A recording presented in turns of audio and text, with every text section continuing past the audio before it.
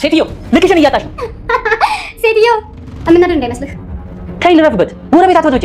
ሌላም ሰው ቢሆን አትረብሽ። ቤቴ እኮ ነው። ምን ነው ቆይ ቤቴ ያበዛሽ? እስካሁን ጎረቤታችን ነበርሽ? እስካሁንማ ጥገኛ ነበርኩ። አሁንማ የቤት ባለቤት ነሽ አይደል? አዎ በሚገባ። ምን ነው አንተን አንገበገበህ? አልተንገበገብኩም። ግን ቆይ ምን አይነት ሰው ነሽ? ይሁዳ የፈለከው ማለት ትችላለህ። የምትለው ሁሉ ነኝ እና ምን ይጠበስ? አረ ምንም። አንቺንማ ማን ይችላል? እኔማ ምንም ልልህ አልነበረም። አንተ ግን ጸባይህን አሳምሮ መኖር አቃተህ። እና ይቅርታ አልጠይቅሽ? እረፍዷል። ቀልደኛ ነሽ። ምን ፈለግሽ? ምን አገባሽ? ይመለከትሻል። ተረጋጊ እንጂ ቲና። ባልራጋጋር ደበደብኝ ነው። ክብርሽን ካጠበቅሽ የሰው ክብር ከነካሽ አይቀርልሽም። እኔና አንቺ እስኪ ሞክሪው። ለማንኛውም እንድትዘጋጅ ነው ልነግርሽ የመጣሁት። ምን ነው የምዘጋጀው? ሁላችሁም ጠራ ብዬ ላስወጣችሁ ነው። ስለዚህ አስቢበት። ደግሞ ከአውሬ ጋር ለመለየት ዝግጅት ያስፈልጋል። እንዲሁ መለየት ነው እንጂ ማን ነው አውሬ? አንቺ አውሬ ሆንሽ ማመኝ። መቼም ሰው ነኝ አትይኝም ማለት። አንቺም ሰው ተብለሻል ገረድ። ባለፈውም እኮ ነግሬሻለሁ። እኔ የሰው ቤት ሰራተኛ ገረድ ነኝ። አንቺ ግን የምን ገረድ እንደሆንሽ ታውቂያለሽ። አንቺ ስራው እሺ። ስሚ ጠቅልዬ እዚህ በሚነሳ አልከት ሹጪ። እሺ አለቅሽ። ምን ቲና አይደለም። እሺ እባክሽ በድፍረት ታድኛለሽ። ኧረ እባክህ ቤት የማፈራረጋ ጊዜ ብቻ ነው የቀረን። ሰው እንዴት በዚህ ልክ ወዳም ይሆናል? ፊርማው ሳይደርቅ ወደ ማስወጣት የተመኘሁልሽ ተሳካ መሰለኝ። ምንድን ነው የተመኘልኝ?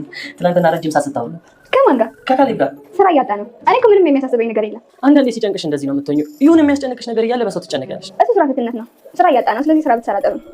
አሁንማ ስራው ቀርቶ በነጋ ቁጥር እዚህ ቤት ምን ይፈጠራል የሚለው ነው የሚያሳስበኝ። ስለዚህ አትቀባጥራ። እሱን ብቻ አስብ። ይሄ ግን ለአንቺ ትልቅ እድል አይመስልሽም?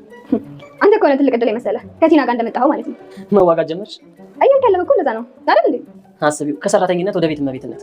ዳኒ አሁን ልንጣላ ነው። ስለዚህ ውጣ። እኔ ከአንቺ ጋር መጣላት አልፈልግም። ይኸው መልካም ምኞቴን የገለጽኩልሽ። ደግሞ ከስንት ጉድ እንዳወጣሽ ቢያውቅ የበለጠ ይወድሽ ነበር።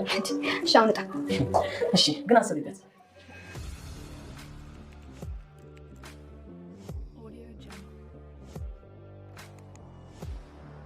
ቲና ህልም የተሳካ ሀሳቤ ተሳካልኝ እቅዴ ሞላልኝ ብላ ከዳኒ ጋር ልትኖር እንግዲህ የቤት ባለቤት ሆና ፏፍንተሽ ስትል ስትስቅ ስትቦርቅ ቤቱን መሸታ ቤት እስከሚመስል ድረስ እንዲፏ ስትልበት በራሷ አፍራለች። ያም የሆነው ምንድን ነው? ቤቱ የእሷ እንዳልሆነ እውነታውን አወቀች። ዳኒም ደግሞ ወይ የሰው ውሳኔ አትሰሚ፣ ወይ ደግሞ እኔን አታዳምጭ፣ ወይ ለራስሽ አስተውለሽ መወሰናች ከአንቺ ጋር በቃኝ ብሎ ርግፍ አርጎቷታል። ሄደ ወይ ዳኒ። ሰላም ውድና የተወደዳችሁ ውድ ቤተሰቦች እንደምን አላችሁ? በያላችሁበት የዓለም ዳርቻ ሰላማችሁ በዘት ተተረፍ ይበል እያልን ዛሬም በአዲስና በትኩስ መተናል። እናንተም በቅንነት ላይክ፣ ሼር፣ ሰብስክራይብ እያደረጋችሁ ቤተሰብ ታደርጉን ዘንድ በትህትና እንጠይቃለን። ቤተሰብ ላረጋችሁን ሁሉ ከልብ እናመሰግናለን። በባለፈው ክፍል እንዴት ተመለከት ነው እንግዲህ ግፈኛዋ ሚስትና የትሁት ፍጥጫ ያማትና የምራት ፍጥጫ እንዴት ተመለከታችሁት? ቲና አሁን ላይ የቤት ባለቤት ስለሆነች ለዛውም የካርታ ባለቤት፣ በዛ ላይ ደግሞ የተገመተላት ብር ተቆጥሮ አይደለም ተቀዶ እንኳን የማያልቅ የልም ክብረት የሆነባት ቲና ቤት ለቃችሁ ውጡ ብላ እንግዲህ ጓዛቸውን ጠቀላላ ስታመጣላቸው ተመልክተናል። ዳኒም አረተይ አትቅለይ የመቅለልም አይነት አለው። አረተይ ያንቺስ ቅሌት ከፋ፣ ያንቺስ ውርዴት ከፋ፣ የጅብ ችኩል ቀንድ ይነክሳል ሆነብሽ ነገሩ። አረተይ ቲና ተረጋጊ፣ ትዳርሽንም አትበትኝ ሲላት እኔ ትዳር አልፈልግም፣ መኖር የምፈልገው መኖርም መሞትም የምፈልገው ካንተና ካንተ ጋር እንጂ ከሌላ ሰው አይሻኝም ብላ ነበር። ነገሩ ግን ወዲህ ነው። እንዲያሰበችው አልሆነም። ዲያኒንም አላገኘችም። ዲያኒም ደግሞ የኤደንም መሆን አልቻለም። አቤት ውጥንቅጥ ትላላችሁ። ቲና መቼም አያልቅባትም። እንግዲህ ምን አለች? አባዬ የኔ አባት እኔ ልጅ አይደለሁም እንዴ? የሆነ ነገር ለምንድን ነው በስሜ የማታደርግልኝ? እንደዛ መከራዬን አይቼ አስታምሜህ እንዴት ጨከንክብኝ? እኔስ ልጅ አይደለሁም እንዴ? በስሜ የሆነ ነገር ሊኖረኝ ይገባል የኔ አባት ብላ አማላ ሰብካ አባብላ ነበር እንግዲህ ይህን ቤት በስሟ ያደረገችው። እናም እንግዲህ ቤቱ በስሟ የሆነው በፌክ ቢሆንም ቲና ሆዬ ግን የእውነት ነው ብላ ሪዞርት አልቀራት። አረ ምኑ ቀራት? ምንም የቀራት አልነበረም። ፏፈንተሽ ብላ ዓለም 9 ብላ አሁን ላይ ያለሷ ባለሀብት ማን አለ እንዴ? የሷ ቅሌትማ ከፋኩ። የእውነትም ቅሌቷ ከፍቷል። ዳኒ እውነቱን ነው። ባልተብየውንም አልጋ ለቀህ መሬተኛ እስከ ማለት ድረስ ካሊብማ አረ ምኑን ሰጠህ፣ አረ ምኑን ቻልከው የሚባል አይነት ባል። በእርግጥም እሱ የሱ አባት ከከፈለው ዋጋ አንፃር እሱ የታገሰው ትንሿን ቢሆንም የካሊብ አባት ግን እንዴት አስቻለው? አሁንም ቢሆን በራሷ ጊዜ ትወቅ እንጂ ማንም እንዳይነገራት ተብሏል።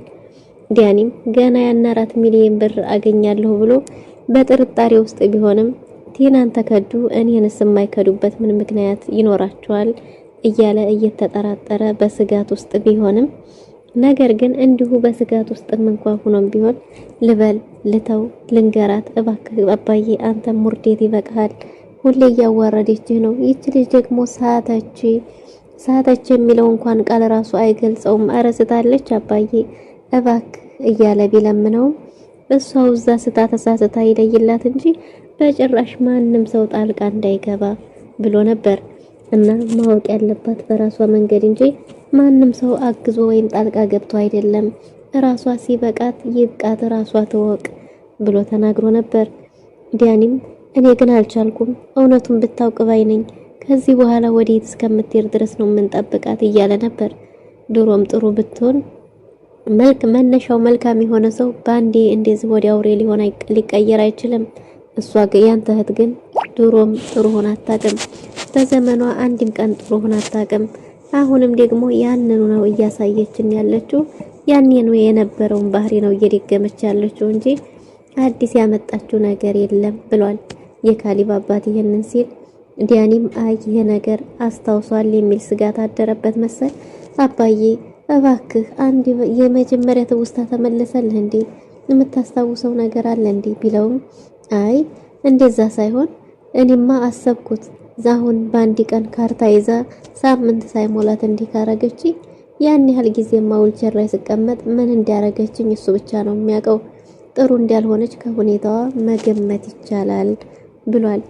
ዲያኒም አንዳንድ ነገሮችን በእርግጠኝነት ሲናገሩ ያስታወሰ የመሰለው በስቀቀን አለቀ።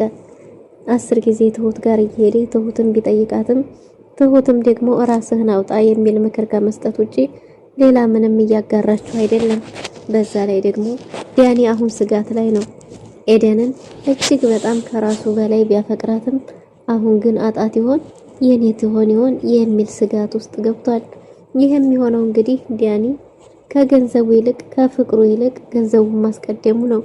በእርግጥም ገንዘቡን ያስቀደመው ኤደንን ከልክ በላይ ስላፈቀራት ደግሞ የተሻለ ኑሮ መኖር አለባት፣ ከዚህ የተሻለ ሀያትን መኖር አለባት፣ መሰቃየት የለባትም ብሎ ስላመነ ነው። ኤደን ግን ብልህ ሴትና ትዳሯን አክባሪ ስለነበረች ከሱ ጋር በትዳር ተሳስራ መኖርን እንጂ ሀብትን አልነበረም ምርጫ ያደረገችው። ሀብትን የማይፈልግ ሰው ባይኖርም ኤደን ግን እንደ ቁጥር 2 እንጂ እንደ መጀመሪያ አልነበረም ያሰበችው። ግና ምን ዋጋ አለው? ዲያኒ ግዴታ አሁኑኑ ባለሀብቱኛ ነው እንጂ አንቺን ላገባሽ የምፈልገው ባለሀብት ካልሆንኩ አላገባሽም በሚል ስጋት አሁን ግን የሚያጣት ደረጃ ላይ እየደረሰ ያለ ይመስላል። ምክንያቱም ኤደን ይሄን ሁሉ ነገር ስታቅ ልትወስን የምችለው ከሱ መለየትን እንጂ አንድ ላይ መሆን አይደለም።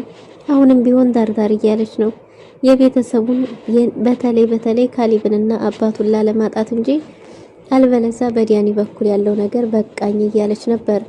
እውነታውም ደግሞ ቲና መታ ይህች ምንድናት ያች ማናት ሲባል ፍቅረኛዬ ናት ብሎ አለማስተዋወቁ የበለጠ ሰብሯታል።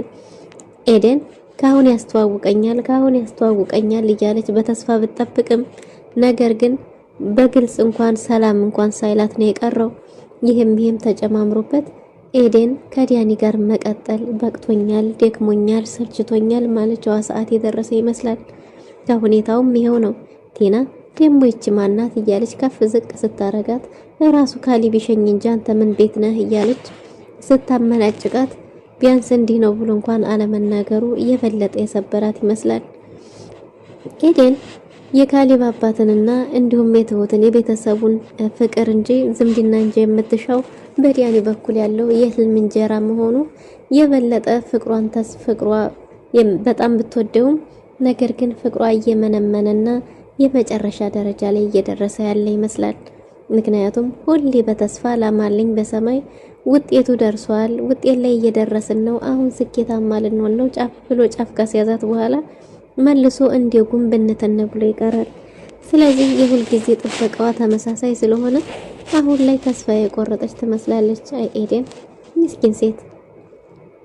ቲና አሁን ላይ እንግዲህ በቅቶኛል ብላለች። ያንንም ያስባላት ደግሞ በውሳኔዋ እንዲጸና ያረጋት ምንድነው ካሊብ ብዙ አካውንቶች ቢኖሩትም ሁሉም በዜሮ የተባዙ ናቸው። ካሊብ ደሞዝተኛ እንደመሆኑ መጠን 10,000 ብር የወር ደሞዝ ገብቶለታል። ይችን 10,000 ብር 5,000 ብር እንካፈልና ትሄጃለሽ ብሏት ነበር። የድርጅቱ ይገባኛል ሚስት እንደመሆኔ መጠን የሚስት መብት ይገባኛል፣ በጭራሽ እንደዚህና በቀላል አልወጣም እያለች ትገኛለች። እንግዲያስ በፈለግሽበት መንገድ ይዤ እንጂ የሌለኝን ስጋዬን ቆርጬ ላካፍልሽ አልችልም ተብላ ነበር። እናም እንግዲህ እሳት ለብሳ እሳት ጎርሳ ዲያኒ ታይ ተረጋጊ ቢላትም አይ ሁኔታቸው ምንም እየፈሩና እየሰጉ አይደለም፣ ቤት ለቃችሁ ውጡ እንኳን እያልኳቸው ምንም ሊሰማቸው አልቻለም፣ እንዳይፈሩ ያረጋቸው ምን ይሆን ብላ ነገር ግን በውሳኔዋ ስለማጸና ወዲያውንም ሐሳቧን ስለምቀይር ተረጋግተሽ ቤት ውስጥ ያለውን ነገር ሁሉ ዙሪያሽን ተመልከቺ፣ ከዛ መልሱን ታገኘዋለሽ ብሏት ነበር ዲያኒ።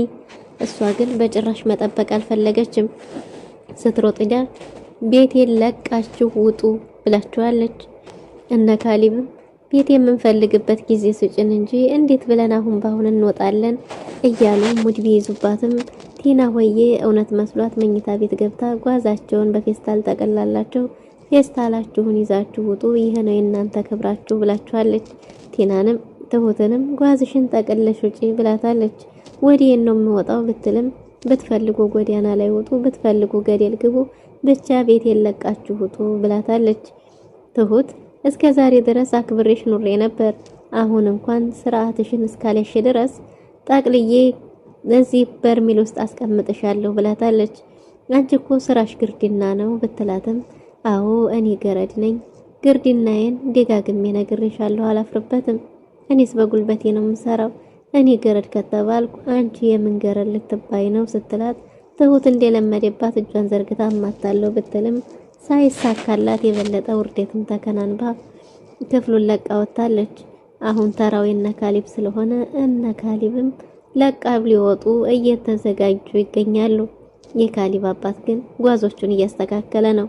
ያ ማለት ቤቱ ለቆ ይወጣል ሳይሆን ቁልፍ እየሰባበረች ምናልባት እብዴት ላይ ስለሆነች ካርታዬን ይዛ ትሄዳለች ያለውን በኋላ ችግር ውስጥ ከመግባት አሁኑ ለምን አላስቀምጥም ብሎ ዶክሜንቶችን አስተካክሏል። ብልህና ጥንቁቅ ሰው ነው። እናቲናም እንግዲህ ብትጸጸትም እሷ ጋር ጸጸት ሳይሆን አሁንም የበቀል መንገድ ነው የምትቀይረው። በዚህ አልተሳካላትም። አሁንም ደግሞ ሌላ ማሸነፊያ መንገድ ያለችውን እየፈለገች ትገኛለች። ምን ታረጊውን መቼስ አታፍር ወይ አታፍር ወይ አትወፍር። አይቲና ዳኒ የሚያረገው ቢያጣ ግራ ቢገባው እንግዲህ ትሁትን ካሊብ ጋር አይቸሻለሁ የሚል ተራወሪ ማውራት ጀምሯል። ይሄም የሆነው ምንድነው ረጅም ጊዜ ካሊብ ጋር አይቸሻለሁ እስከዛሬ ስመኝልሽ የነበረው ሊሳካ ነው መሰል አላላትም። እኛ ቤት ዳኒ ለሰው ተመኝቶ ምኞቱም ምንድነው እንግዲህ ከቤት እመቤት ከግርድና ወደ ቤት እመቤት ልትቀየሪ ነው መሰል ሲላት ያልቸገረህን አታውራ፣ ምን እያልክ ነው? ስለምን እያወራህ እንደሆነ እንኳን በቅጡ ሊገባኝ አልቻለም ብትለውም እንግዲህ እሱም እንግዲያውስ እኔ እየተመኘሁልሽ ያለሁት መልካም ነገር ነው ብሏል። እናም እኔም አልፈልግም ብትለውም ያኔ ግን አምርሯል። ያመረረው ምንድነው ካሊብን ጠበቅ አርገሽ ያዢ፣ እኔ ነግሬሻለሁ፣ ከቤት እመቤት ከባርነት የቤት እመቤትነት በዛውም በተጥለቀለቀ ሀብት ብሏል። እናም እንግዲህ ዲያኒ ለትሁት ካሊብን እንድታገባ ተመኝቶላታል። አቤት የሚሰራው ሲያጣፍኮ ነው። ስራ ፈታህ እንዴ ብትለውም አዎ ስራዬ እኮ በነጋ በመሸ ቁጥር እንቅልፌን አጥቼ እዚህ ቤት ምን ተፈጠረ እያሉ ስጋት ሆኖብኛል አላለም ዲያኒ። ሰላም ሰላም፣ ውድና የተወደዳችሁ ለዛሬ የነበረን ቆይታ ይመስል ነበር። ቀጣይ እስከምንገናኝ መልካም ጊዜ